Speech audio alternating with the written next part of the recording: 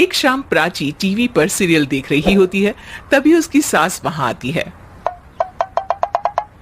अरे सीरियल में तो ऐसे मग्न है जैसे आज रात का खाना पड़ोसी आकर बनाएंगे।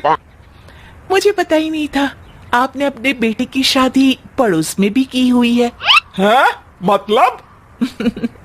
मतलब इस घर में सारा काम बहू ही करती है, आप तो सिर्फ खर्राटे मारती हैं। अच्छा जी, फिलहाल तो तुम आराम फरमा रही हो, चलो जाओ, ये मेरे टीवी देखने का समय है। आहा, इसीलिए मुझे भगाया जा रहा है। सॉरी, अब तो बिल्कुल नहीं जाऊंगी। प्राची की इस बात पर दोनों सास बहू के बीच टीवी रिमोट के पीछे बच्चों जैसे छीना झपटी शुरू हो जाती है, जिसके बीच श्लोक भी काम से घर वापस आ जाता है। आज मेरी चूहे बिल्ली की जोड़ी किस बात पर झगड़ रही है? अरे तेरे बीवी मुझे टीवी ही नहीं देखने दे रही। अरे तुम्हारी मम्मी मुझे खाना बनाने के लिए फोर्स कर रही है। अरे वाह, ऐसे बेतुके रीजन पर तो बच्चे भी झगड़ा नहीं करते। अरे मुझे कुछ मत बोल, सब इसने ही शुरू किया है। हाँ हाँ, जैसे आप तो बहुत दूध की धूली है ना। अरे बस, दोनों चुप। प्राची जाओ, खाने की तैयारी करो। और माँ तुम छोड़ो, तुम्हें क्या बोलूं, शांति से अपना सीरियल देखो, मुझे दोबारा लड़ने की आवाज सुनाई नहीं देनी चाहिए। ऐसा बोलकर श्लोक वहां से चला जाता है, जिसके पीछे पीछे प्राची भी कुछ न कुछ बड़बड़ाते हुए रसोई में चली जाती है। हाँ हाँ, सासू जी को तो कुछ बोलेंगे ही नहीं, बस मुझ पर ही हुक्म चलता है, खाना बनाओ, जैसे मैं इनके घर में खाना बनाने के लिए आई हूँ। इसी तरह शाम बीतती है और रात को श्लोक और प्राची की सास खाना खाकर सोने चले जाते हैं, लेकिन प्राची गुस्से में कुछ खाए बिना काम में ही लगी रहती है। इस घर में किसी को घंटा फिक्र नहीं पड़ता, मैं खाऊं या भूखी रहूं। प्राची कुछ देर के लिए रसोई से बाहर जाती है और जैसे ही वापस आती है तो वहां दूध का भरा ग्लास देखकर हैरान रह जाती है। फिक्र पूरी है, बस दिखाना नहीं है।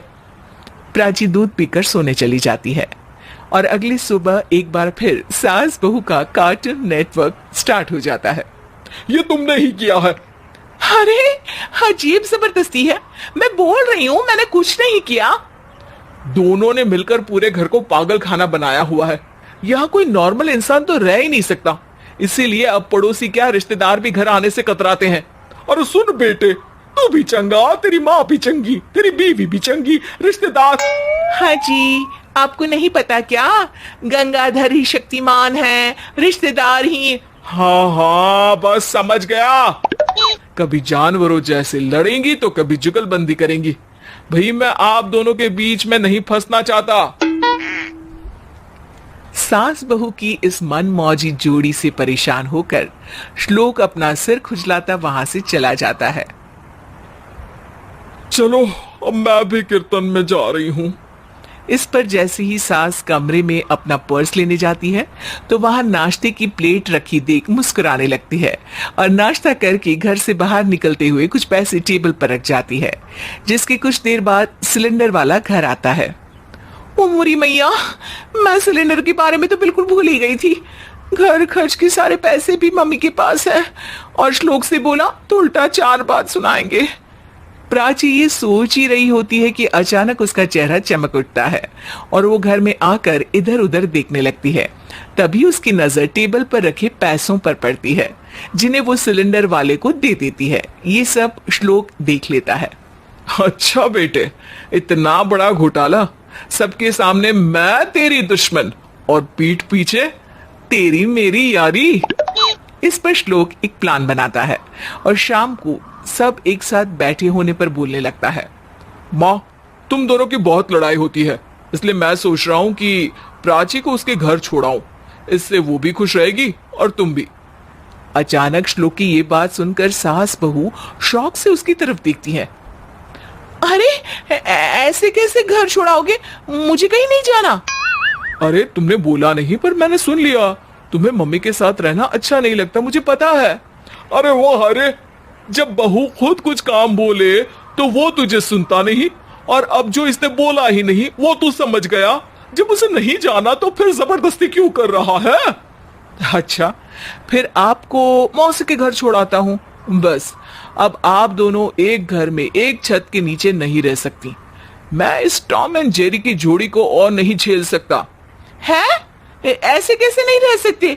तुम्हें इतनी दिक्कत है तो तुम्हारा बोरिया बिस्तर पैक कर देती हूँ, लेकिन मम्मी जी कहीं नहीं जाएंगी। बिल्कुल यही सुनना था मुझे। अगर दोनों में इतना ही प्यार है फिर हर वक्त ये लड़ाई का नाटक क्यों करती हो? देखा मैंने कैसे माँ किचन में दूध रखती है और तुम उनके लिए कमरे में नाश्ता रखती हो, और कैसे वो पहले ही तुम्हारी दिक्कत समझकर घर में पैसे रखकर बाहर जाती है। अरे भाई, इतना ड्रामा तो डेली सोप में भी नहीं होता जितना तुम दोनों ने इस घर में फैलाया हुआ है। तू हमें टॉम एंड जेरी बोलता है ना, तो याद कर वो दोनों भी एक दूसरे को बाहर वालों की बुरी नजर से बचाने के लिए हमेशा सबके सामने लड़ते थे, लेकिन अकेले में दिक्कत के समय मदद भी तो करते थे। बस हमारा रिश्ता भी कुछ ऐसा ही है। और वैसे भी अगर सास बहू में तू मैं नहीं होती तो दुनिया वालों को कहानियां कैसे मिलेंगी?